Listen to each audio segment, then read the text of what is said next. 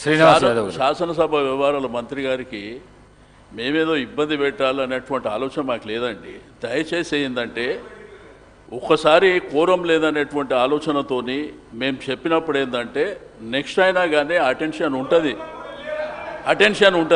మీరే 12 మంది అంటుర్రు, మీరే 17 మంది అంటుర్రు, 117 అని మీరే అంటుర్రు.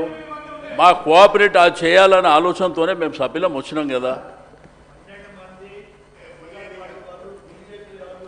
మా ఉద్దేశం అది కాదు అధ్యక్ష.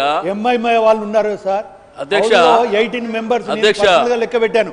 18 మెంబర్స్ ఉన్న తర్వాత కూడా కావాలని చెప్పి ప్రజలకు తప్పుడు సమాచారం పోయే విధంగా అంత అనుభవం ఉన్న వాళ్ళు, హరీష్ రావు ఉండే వాళ్ళు కూడా మాట్లాడడం అనేది చాలా బాధాకరమైన విషయం సార్. ఒక్క నిమిషం గౌరవ సభ్యులకు. మా ఉద్దేశం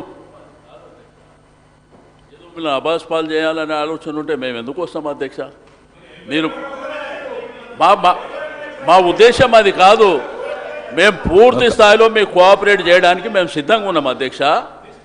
దయచేసి మీ దృష్టిని ఆకర్షించాలనే ఉద్దేశంతో చెప్పిందే తప్ప ఏదో మిమ్మల్ని ఈ కోరం లేదని మేము బయటికి పోయినంత మాత్రాన అబాస్ పాలవుతారని మేము అనుకోం కదా.